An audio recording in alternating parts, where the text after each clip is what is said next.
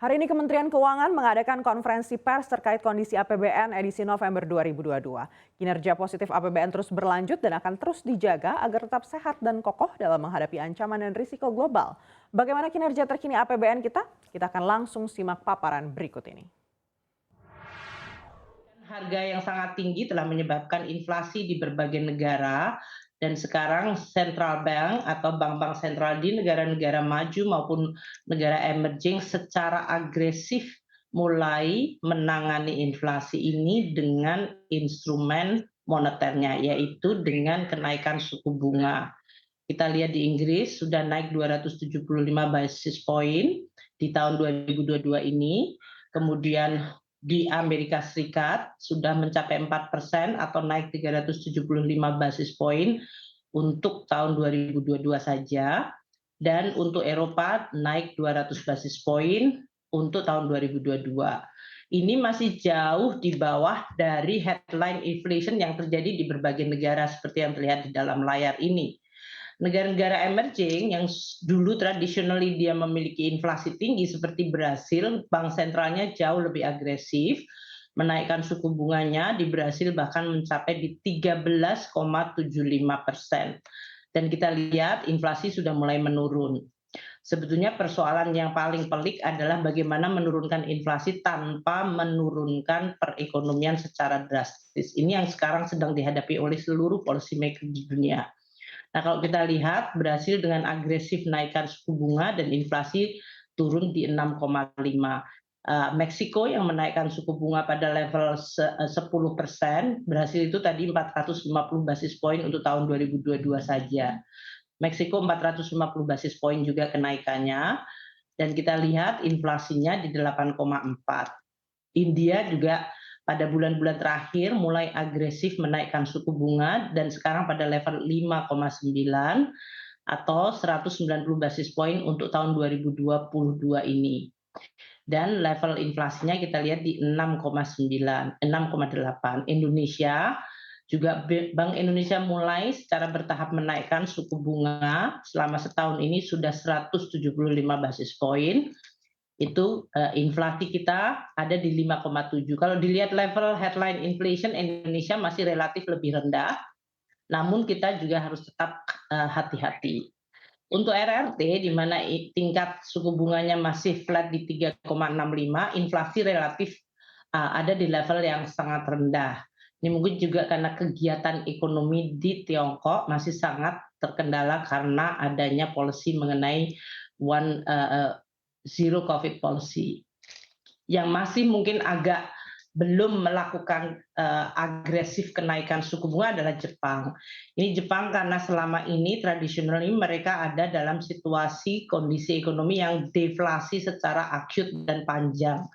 Jadi dalam hal ini inflasi itu buat Jepang mungkin akan diharapkan bisa menjadi relatively stabil karena untuk memerangi deflasi yang sudah terjadi selama hampir 1 dekade.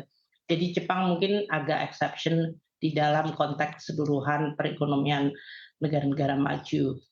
Nah, pemulihan ekonomi Indonesia sendiri masih tetap berjalan dan kita melihat cukup kuat. Di kuartal ketiga ini Indonesia masih membukukan 5,7. Beberapa negara yang pemulihannya relatif memang agak terlambat juga menunjukkan kenaikan yang tinggi seperti Malaysia, Vietnam, dan Filipina. Namun kalau kita lihat negara-negara yang relatif maju tadi yang inflasinya tinggi dan suku bunganya sudah dinaikkan tinggi, maka terlihat perekonomiannya mulai mendingin. Inggris bahkan hanya 2,4 di kuartal ketiga, Italia di 2,6, Prancis bahkan hanya 1%. Keseluruhan European Union 2,1. Amerika juga mulai menunjukkan kondisi pemulihan ekonomi yang melandai atau melemah dengan pertumbuhan hanya di 1,8. Ini yang tadi menggambarkan bahwa memerangi inflasi dengan kenaikan suku bunga secara tidak langsung kemudian menyebabkan kinerja ekonominya menjadi terpengaruh.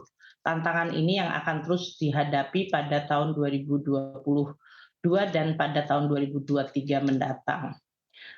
pada sisi pertumbuhan ekonomi yang cukup tinggi di Indonesia, yaitu 5% berturut-turut selama 4 kuartal, kuartal terakhir tahun lalu juga tumbuh di atas 5%, maka perekonomian Indonesia sudah 6,6% di atas pre-pandemi level, yaitu tahun 2019.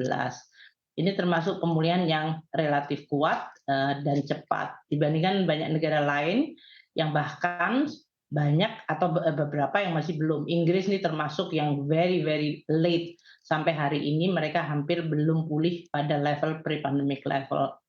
Negara emerging biasanya bisa tumbuh lebih cepat. Tapi kita lihat di sini Thailand, Jepang masih di bawah pre-pandemic level.